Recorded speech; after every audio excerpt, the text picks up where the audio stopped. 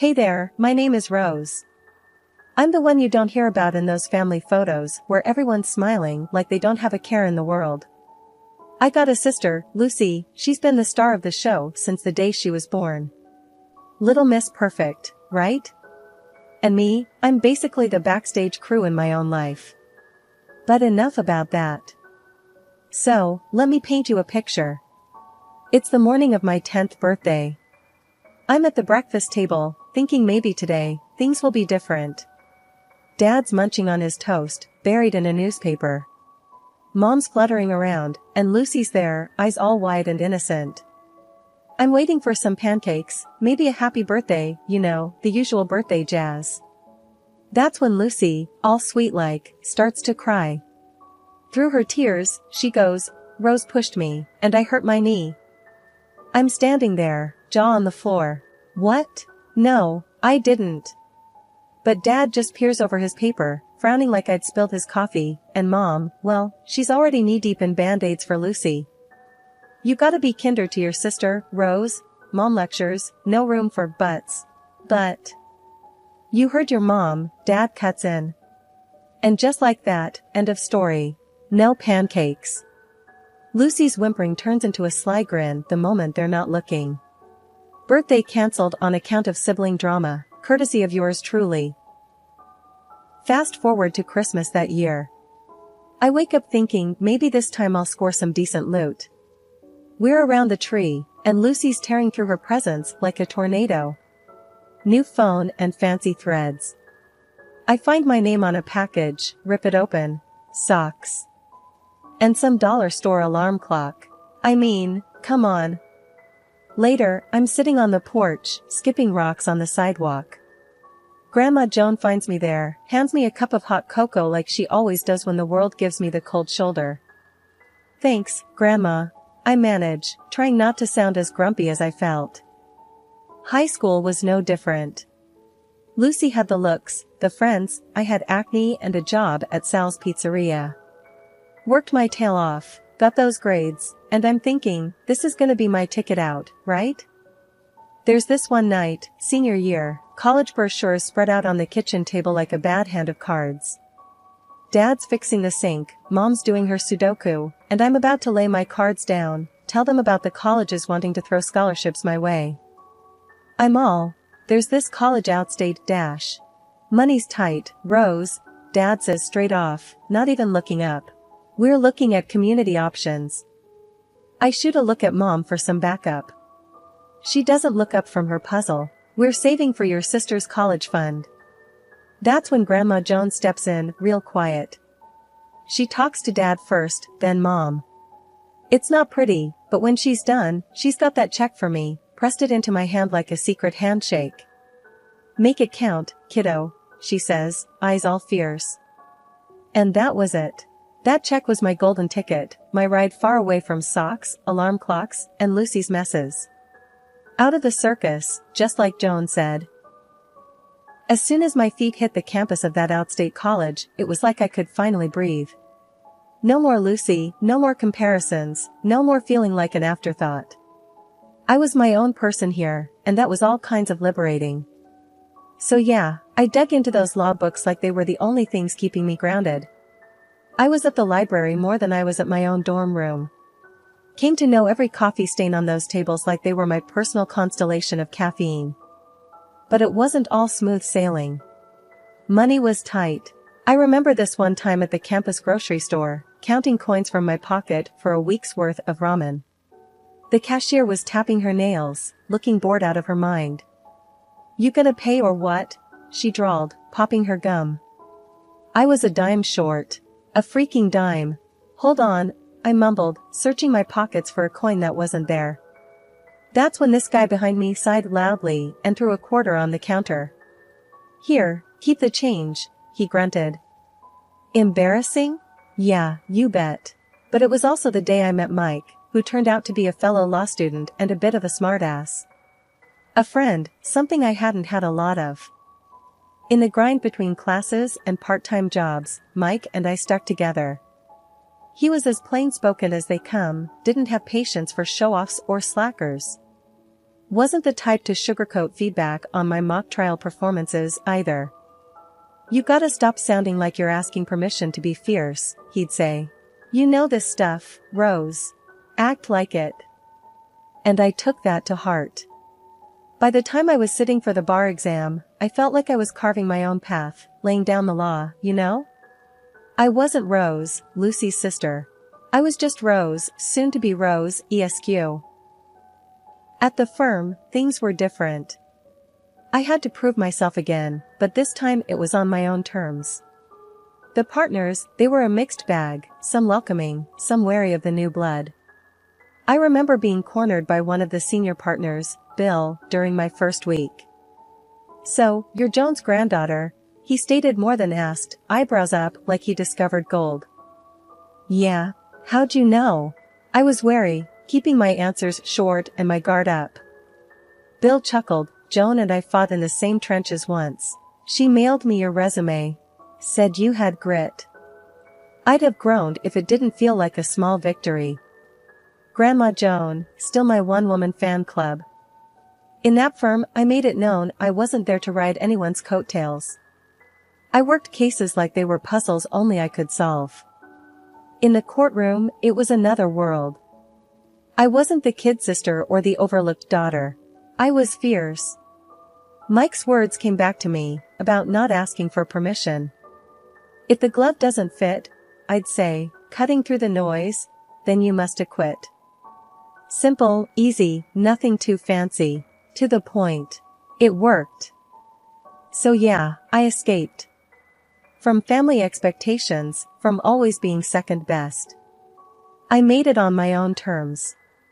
And it felt like freedom, hard, exhausting, but undeniably mine.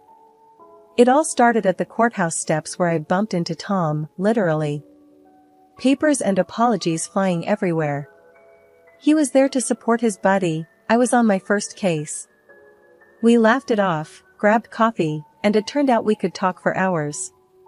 He was a contractor, not bothered by my legal jargon, just easygoing and genuine. Before I knew it, we were inseparable. When we decided to get married, the plan was no fuss, just us and the people we loved, sharing a good time. That plan didn't stand a chance once my family entered the picture. "It's nice," Mom would say, dabbing the corner of her eye, but her tone adding a silent "but." Dad just patted my shoulder, a silent solidarity that didn't quite warm me. "And Lucy?" She had to make an entrance, even if it wasn't her day. She arrived in a dress so flashy you'd think she was the one getting married. But I bit my tongue. It was my wedding day, and I wasn't gonna let her rain on my parade. At least that was the plan. Tom, he was a champ about it. Meeting my sister, he just gave me that look. Wow, she doesn't hold back, does she? I wanted to bury my head in my bouquet. You have no idea. The guests started piling in, and for a moment, it looked like it might actually be a good day. That's when Lucy decided she wasn't getting enough attention. "You're just going to ignore me? On your wedding day?" She was almost shrieking, eyes darting around hoping someone would sympathize with her. I took a deep breath, counted to 5 in my head. I was done being the peacemaker. "Lucy, not today. Please." She huffed, tossing her hair. "Whatever. I give it a year anyway." Mom shot me a warning glance, like it was my job to fix it. As usual. But something in me snapped. This was my day. Mine and Tom's. I wasn't going to let Lucy or anyone else mess with that. "Get out," I repeated, and my voice didn't even shake. Lucy looked at me with wide eyes, kind of like she did when we were kids, and I'd finally stand up to her nonsense. "What did you just say?" "I'm done with your drama. This is my wedding, and you're not gonna spoil it." She sputtered, red in the face now. "But I'm family." "So? Family doesn't pull this kind of crap, Lucy. Not today. Not at my wedding." Mom tried to intervene. "Rose, don't do this, she's just..." I cut her off. "No, Mom. Enough is enough." Lucy's face was a storm cloud, and she looked ready to argue. But this time she didn't. Maybe it was the way I stood, maybe it was Tom's hand in mine, or maybe it was the crowd of guests watching the drama unfold. For once, Lucy didn't have a comeback. She just turned and strutted out, heels clicking against the pavement like a judge banging a gavel. The rest of the day went by in a blur. I said, I do, we kissed, and I've never felt so much like I was exactly where I was supposed to be. Not Lucy's shadow, not my parents' second choice, but Rose. Just Rose. And that was more than enough. Okay, so get this, a month in, post-wedding drama, and Lucy pulls a Houdini. Total ghost town where she used to be, right? Scoots out of town leaving behind nothing but a crummy note. And guess who's the villain in her sob story? Yep, yours truly. Turns out her exit strategy includes playing the blame game, and I'm it. Her note? Classic Lucy, painting her runaway act with a bunch of bull about how I've done her wrong. Like she's the fragile flower and I'm the big bad wolf. At the next family dinner, the air's so thick with tension you could cut it with a knife. Mom's at the head of the table, flinging accusatory glances my way like she's dealing cards at a high-stakes poker game. Rose, how could you let it come to this? She starts, and I can feel the showdown brewing. Dunno, Mom. Maybe 'cause I ain't the warden in Lucy's personal prison, I shoot back. I'm not in the mood for a guilt trip, that's for sure. Dad chimes in, voice laced with that don't rock the boat tone. Your sister thinks you never gave her a break. That's serious. Are you kidding me?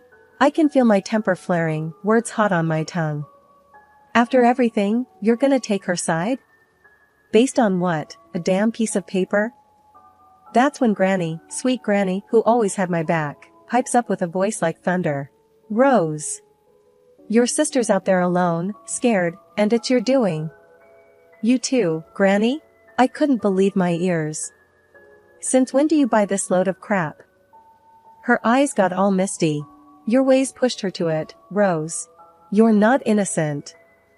That was a gut punch. I've been looking out for her since diapers, and this is the thanks I get? The old lady was on a roll though. No excuses, girl. You've got a heart, use it. The whole clash was absurd. There we were, a family tearing into each other over Lucy's concocted tale. Even Granny, who'd never once doubted me, was singing a different tune, and boy, did it sting. I stormed out of there, the room thick with unsaid things. Granny's betrayal cut deep, but what cut deeper was knowing I'd stood up for myself. I was done being anybody's villain, especially not in Lucy's crafty escape act. If they wanted to believe her over me, that was on them. Tom's been acting off, real off. All those late nights at the office, trips out of town every other week, big projects he can't talk about. Yeah, right. Man's as subtle as a brick through a window. And then, like fate's trying to tell me something, I catch a glimpse of something red peeking out from his jacket pocket while I'm on laundry duty. A receipt for some fancy women's shop. No way was that for me. I didn't confront him. What's the point when you know you'll get nothing but half-truths topped with lies? I decided I'd do it the smart way, let someone else do the digging. Yeah, I called up a private eye, got him tasked on tailing Tom, seeing what really goes down when he's working overtime. Jimmy's the name of the PI, seems like he's been in the game long enough to see everything twice. Just want the straight shot, I told him, no chasing ghosts. He gave me a nod that said as clear as day, I got this. So I wait. Days feel like weeks when you're waiting for a bomb to drop. I keep things normal at home, or make a damn good show of it. Every time Tom tells me he's got to work late again, I nod, smile, and say something like, don't work too hard, babe. One night, he's at it again. Gotta finish up some things at the office, you know how it is. I shrug, playing it cool on the outside, but inside, my mind's racing. Sure, Tom. Don't forget to eat something. Wouldn't want you wasting away. He gives me a peck on the cheek and he's out the door, and I'm left feeling like I'm on some warped episode of a TV show where the wife's the last to know. I try focusing on a book, some cooking show, but who am I kidding? My head's not in it. Instead, I'm thinking about that receipt. That damn piece of paper that feels like it's burning a hole through the fabric of our little suburban life. Finally, I get a text. Not from Tom, but from Jimmy. My stomach drops when I see his name flash up on my phone. I don't open it. Not yet. Can't bring myself to. Whatever's in that message, it's gonna turn my world upside down. Instead, I pour myself a glass of wine, let the cool liquid settle my nerves. They say ignorance is bliss, but I pass that exit miles back. I have to look. I pick up the phone, thumb hovering over the screen, and then, I press. But Jimmy's text isn't the full picture. It's just to say he's on the case, got some leads. We'll know more soon, he writes. That's it, then. No turning back now. Tom's little secrets are on borrowed time, and when the truth comes out, I'll be ready. There's something liberating about it, knowing that I'm no longer in the dark, playing the doting wife, smiling while something rotten's eating away at my marriage.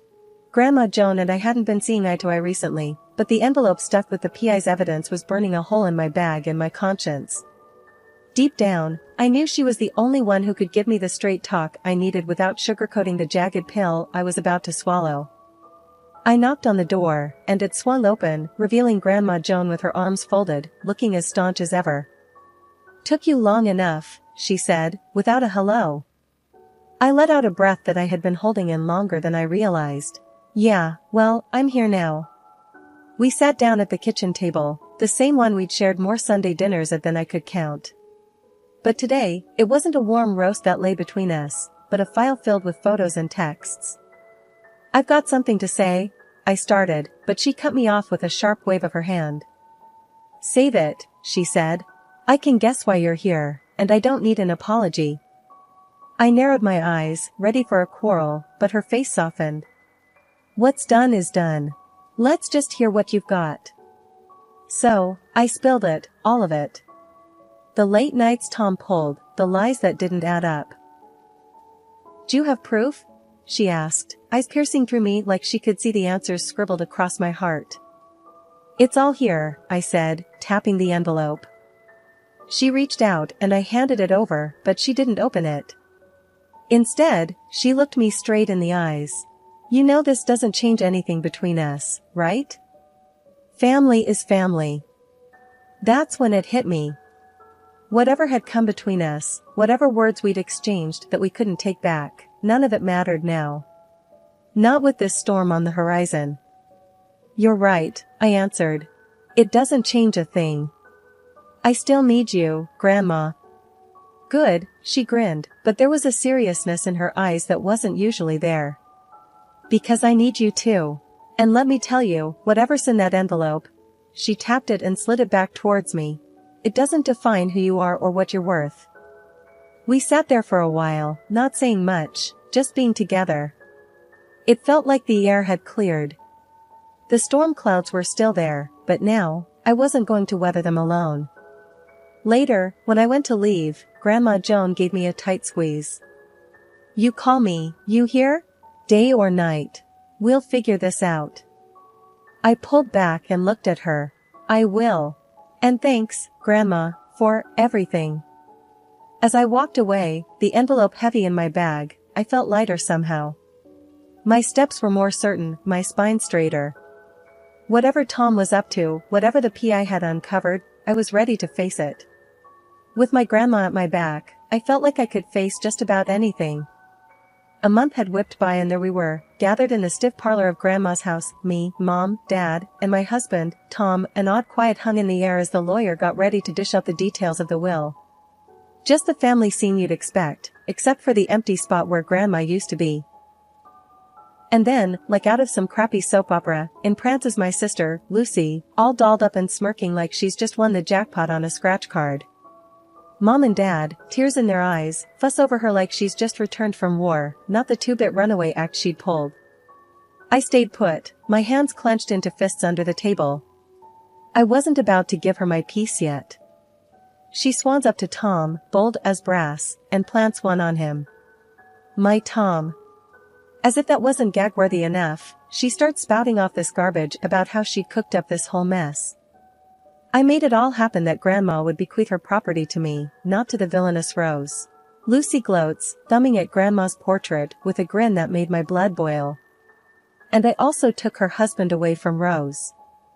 Mom's sobbing, Dad's face is ghost white, and there's Tom, cheek to cheek with the snake, both of them looking like they've got the secret to the universe.